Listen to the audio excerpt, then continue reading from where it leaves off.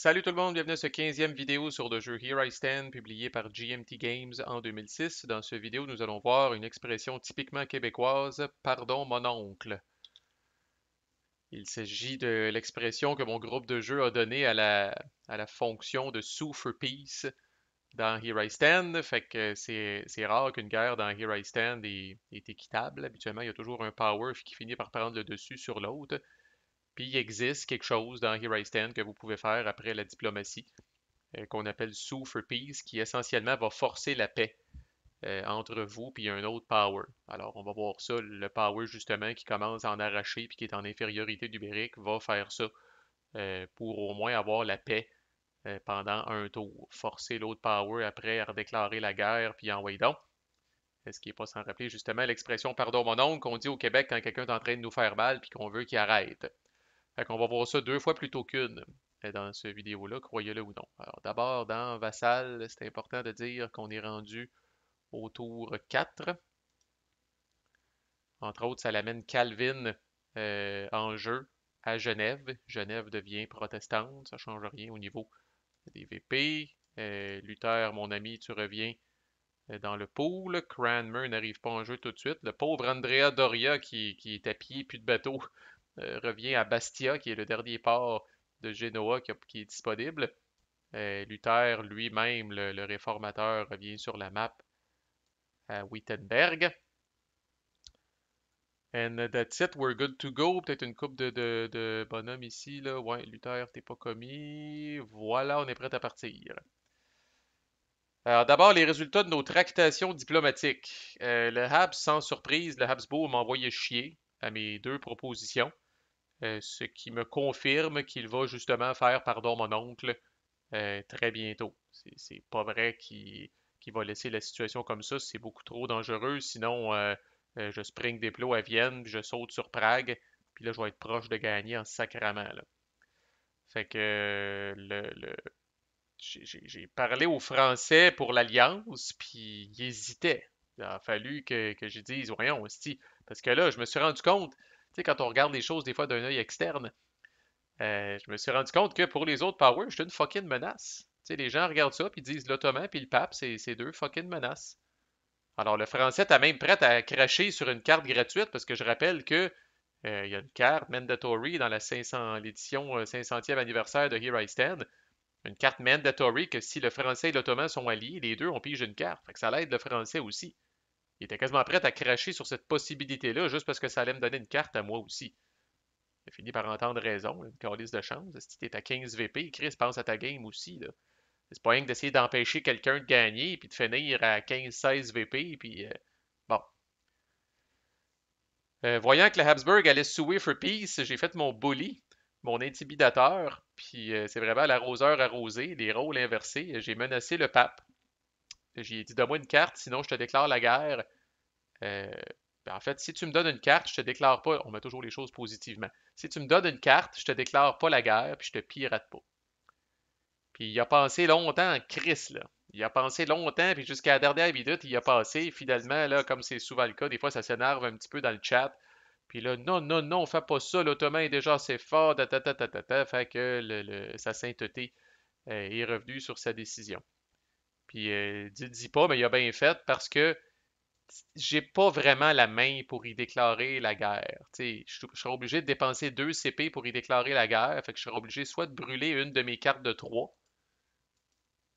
donc il y aurait un CP de perdu, ou de le faire avec deux cartes de 1. C'est les deux cartes de 1 qui me font mal, c'est toujours ça qui fait mal dans Here I Stand. Je pourrais mettre mes deux cartes de 1 pour y déclarer la guerre, mais là je tombe short de cartes. Il y a des cartes en style pape, il y en a 7 au total. Puis déclarer la guerre au pape si vous n'êtes pas allié avec le Habsburg, c'est tough en hostie parce que vous ne pouvez pas passer par la terre. Il est allié avec Venise. Il y a les trois boats encore de Venise. Ce serait épouvantable les coûts d'une telle guerre. Il faudrait que je passe par la mer au final, en tout cas. C'était du bluff. On peut le dire de même, il a collé mon bluff puis il a eu raison. Fait que formellement, au niveau de la diplo, à ce stade-ci, moi qui commence, je ne fais que déclarer que le pape va me donner une carte, puis je déclare une alliance avec la France. Le reste du deal du potentiel deal avec le pape est pas binding, fait que j'ai pas besoin de l'annoncer. Les Habsburg ne déclarent rien dans la diplo comme tel, le Sue for Peace vient après. L'anglais, faut pas oublier, il est sur sa fameuse case Ask for divorce. Fait que, il a liché un peu le pape, lui, pendant la phase de diplo, et il propose, on présume qu'ils sont arrivés à une entente, un divorce contre 4 mercenaires. Alors, raison de plus pour pas déclarer la guerre au pape. Si le pape dit oui à ça, il se retrouve avec 4 mercenaires de plus. Puis oui, j'ai une carte pour fucker up les mercenaires, là, sauf que Chris, je fais rien que fucker up les mercenaires d'une space. Le pape en a partout, Calis. L'anglais déclare aussi une paix blanche, une white peace avec la France. Il a le beau jeu, lui, il s'en calisse de faire ça, parce qu'avec sa home card, il peut déclarer la guerre contre n'importe qui, à peu près n'importe quand. Une fois qu'il va avoir accouché, là, puis qu'il va avoir réglé ses problèmes matrimoniaux. Là. On arrive à la France, ils acceptent la paix. Mettez-vous à leur place, là. La France a vraiment, mais crissement pas ce qu'il faut pour gérer deux fronts là, en ce moment. Là. Si, ouais, s'ils tiennent à peine debout. Donc, la paix avec l'Angleterre, ils vont l'accepter assurément. Et ils acceptent mon alliance. Si, ouais, j'espère, Chris. Alors, la fameuse carte, la Forez Embassy Mandatory Event va pouvoir être jouée. Là. Le pape accorde le divorce à Henri VIII. Il reçoit donc 4 mercenaires. Fait que comment ça marche, ça? C'est qu'on enlève 4 mercenaires anglais. Ils changent d'uniforme, that's it. Puis le pape les reçoit dans sa capitale à Rome. Puis on se répète, là, mais Chris, le pape a quasiment plus de troupes dans le pool. J'ai jamais vu ça. Là. Le pape a des stacks impressionnantes de troupes. Mercenaires, réguliers, des mythes, pas croyable. Je suis content quand même que l'anglais il ait donné 4 mercenaires plutôt qu'une carte, parce que bon, on rit bien, mais le pape demeure une menace dans notre game. Le fait que le divorce soit accordé fait en sorte que l'anglais roule immédiatement sur la fameuse table d'accouchement là, ou de fécondité ou je sais pas trop quoi ici. Là. C'est la fuck table qu'on appelle en anglais. Là. Euh, donc là, on laisse Catherine d'Aragon derrière. Henri se marie avec la belle Anne Boleyn. Et son jet drumroll est un 5. C'est quand même pas mauvais.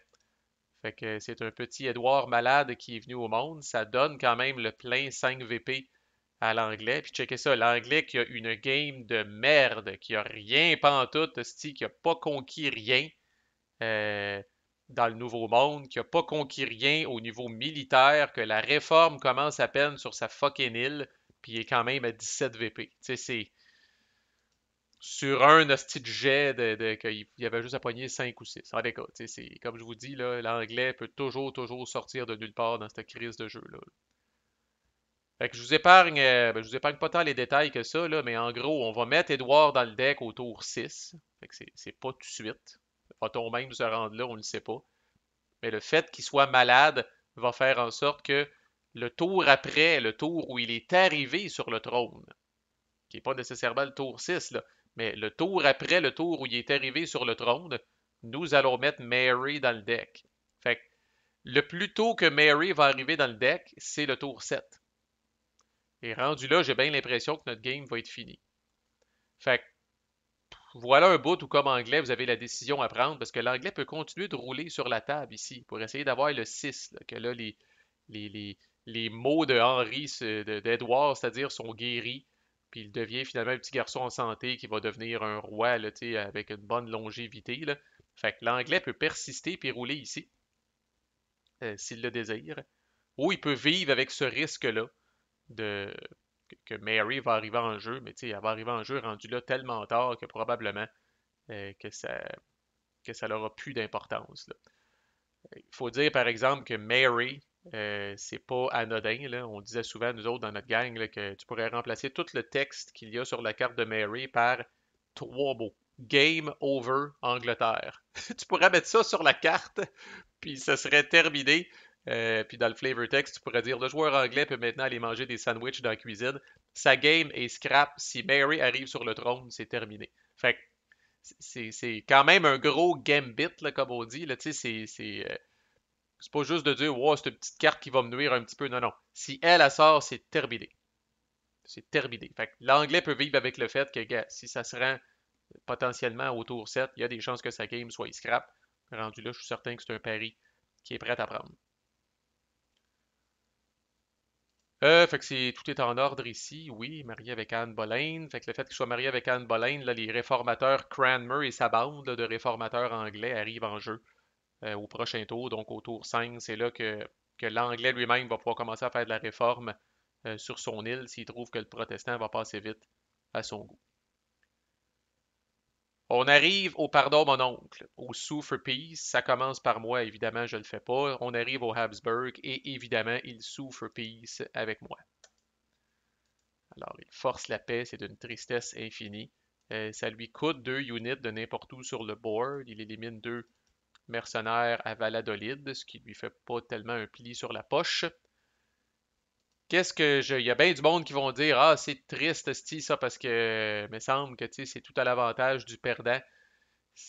C'est quand même pas mauvais comme mécanique. Elle est d'ailleurs pas présente dans Virgin Queen, puis il y a beaucoup de gens qui s'en ennuient parce que Chris, euh, à un moment donné, là, si quelqu'un a l'avantage numérique, là, puis se met à vous rentrer dedans, mettez-vous à la place, mettons, du français, là, qui est sur le bord lui-même, j'imagine, de faire sous for peace avec le Habsburg, ben là, le français n'a plus rien pour se défendre. Là. Fait qu'à un moment donné, c'est plus le fun. Puis ça se faisait dans le temps via des magouilles de politicaillerie, cette affaire-là, puis dans le temps, les gens pensaient plus au futur et pas seulement au VP, puis aux affaires la même. Allez, gars. La seule bonne nouvelle comme ottoman, ça c'est ici, VP. Je reçois 2 War Winner VP. 2 VP pour avoir gagné cette guerre. Je suis déclaré le gagnant de cette guerre. Normalement, n'importe quel autre power, c'est 1 VP. Dans mon cas, c'est 2 VP. Fait que ça vaut quand même la peine. Maintenant, ça peut arrêter là, où le Habsburg peut dire, mais encore, je veux récupérer d'autres de mes acquis. Ces acquis étant les places que j'ai conquises. Fait qu'il décide de récupérer Vienne. Et là, c'est là que c'est un petit peu moins drôle. Parce que là, je prends cette affaire-là, je le recrisse ici, donc je perds 2 VP. Et le Habsburg ramène ça ici. Donc lui, il regagne, dans son cas, 1 VP parce que c'est le Habsburg. La seule bonne nouvelle, c'est que pour avoir cette key-là, dans le cas du Habsburg, il doit me donner un autre War Winner VP. Cette fois, un seul. J'aurais dû faire un avant-après, là, mais on rappelle que j'étais à 20.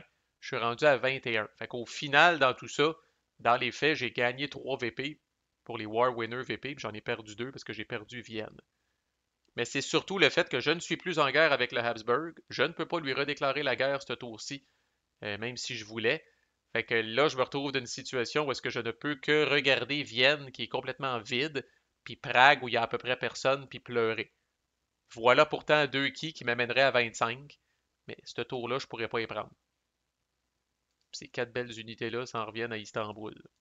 Des beaux canons qui serviront à rien, ce tour-là, Chris. Fait que comme on dit, ce n'est qu'un au revoir. Et je vais probablement déclarer la guerre assurément au Habsburg au tour 5, puis en profiter pour revenir. Il va peut-être renflouer un petit peu Vienne, pareil, mais il me reste que j'ai ma Monster Stack ici, là. Fait que, tu sais, on se dit à la prochaine, mais pour l'instant, c'est terminé les hostilités entre nous deux, là. Le français, assez crapaud, sous for peace également, mais il a pigé ou il a gardé, qu'est-ce qu'on en sait? On n'est pas dans ses culottes. Il a gardé le mariage diplomatique. Alors, qu'est-ce que ça fait cette affaire-là? C'est la portion du bas. Quand c'est joué au moment où on souffre peace, là, dans le fond, là, essentiellement, le joueur peut récupérer toutes ses home space sans avoir à payer de War Winner VP additionnel, ainsi que ses leaders capturés, ce qui n'est pas le cas nécessairement. Fait que la guerre entre le Habsburg et le français est aussi terminée. Mais là, c'est que le français reprend le contrôle de Avignon automatiquement, reprend le contrôle. Ben, d'abord, dans l'ordre et la discipline, un seul War Winner VP au Habsburg. Il n'y a que l'Ottoman qui reçoit 2 War Winner VP du fait de gagner une guerre. Puis normalement, s'il voulait récupérer Marseille, le Français serait obligé de redonner un autre War Winner VP au Habsburg. Puis je pense qu'Avignon, en tout cas, Avignon, vu que c'est pas une key, il y a peut-être une différence, mais on s'en calisse parce qu'avec diplomatique mariage, il récupère tout. juste pour le premier War Winner VP qui est donné. Fait que Marseille retourne ici et le Français la reprend. Fait que voici ce que ça gosse au niveau des VP. Fait que, tu sais, quand je disais que c'est tough de gagner avec le Habsburg, pour vrai, là, Chris, il n'y a pas une mauvaise game. C'est sûr qu'au niveau de l'exploration du Nouveau Monde, c'est très moyen, là, c'est très ordinaire. Mais il a fait une campagne militaire quand même intéressante en France, puis il est loin. Le Français aussi a une game totale de merde. Il a joué sa home card pour les VP 0 fois, je pense. Fait que le Français a une game de merde et quand même 2 VP en avant du Habsburg. Incroyable. Fait que ça, c'est fait. Play as event. Fait que là, si vous regardez le tableau, là, il y a plus, la France puis le pape sont en guerre, mais personne ne va se taper dessus. Là, le français en a plein son casse. Le pape puis Génois sont en guerre, mais c'est terminé. Le pape a eu ce qu'il voulait. Fait on s'enligne pour un tour où ça va être militairement très très tranquille. À noter que le français est obligé quand même de payer 2 unités parce qu'il a dit pardon mon oncle. Ça, la carte de diplomatique mariage ne l'immunise pas contre ça. Fait qu'il perd un régulier parce qu'il n'y a plus de mercenaires sur la map, un régulier à Paris. Et relativement drôle de décision, il décide de perdre un squadron. Sa supériorité maritime, qu'il y a eu à grands coups de bataille navale avec l'anglais, décide de perdre ça. Mais bon, considère les troupes comme étant plus utiles, plus précieuses peut-être que les squadrons. On arrive à la déclaration de guerre et il n'y a pas de déclaration de guerre, donc on est prête à faire le spring déplo que je vais faire dans le prochain vidéo. Fait que ça va être un tour tranquille, peut-être. Faut jamais oublier que depuis le tour 3, je crois, il y a la fameuse carte là, Machiavel qui permet à n'importe quel power de déclarer la guerre à n'importe quel power en cours de tour. Fait que malgré les sous for peace puis tout le kit, là, il y a toujours cette carte-là qui potentiellement peut se ramasser dans les mains de quelqu'un. Si moi je l'avais pigé, esti, ça aurait été écœurant. Là. Écœurant. J'aurais redéclaré la guerre au Habsbourg tout de suite, j'aurais probablement gagné. Je suis très étonnant que les gens auraient pu m'arrêter de redéclarer. Parce qu'en plus, Machiavelli, tu déclares la guerre puis tu fais 2 CP d'action. Fait que, jamais je pourrais amener ma Doomstack ici, dans le Spring Déplo, puis tout de suite au premier tour, aussi boire Machiavelli, puis je bouge sur Vienne. Si personne ne peut m'arrêter avec Foul Weather ou la goutte ou quelque chose de même, là, si boire, ça ne durera pas longtemps. Le Habsburg, s'il là, pourrait redéclarer la guerre aux Français, I guess, mais il n'y a plus grand-chose, là, le Habsburg. Là. Puis il a peut-être appris sa leçon de s'en aller avec Charles puis 4-5 bonhommes là, en territoire français. Là. C'est courir après le trouble en crise. Là. Sauf que le français, là, il n'y a plus grand monde, là, je dois dire. Fait que, tour fucké qui s'en vient, on va le dire de même. Là. J'ai hâte de voir qu'est-ce que ça va prendre comme tournure. Là. Mais bon, c'est ce qu'on va voir lors du prochain épisode. Ne manquez pas la suite. À plus.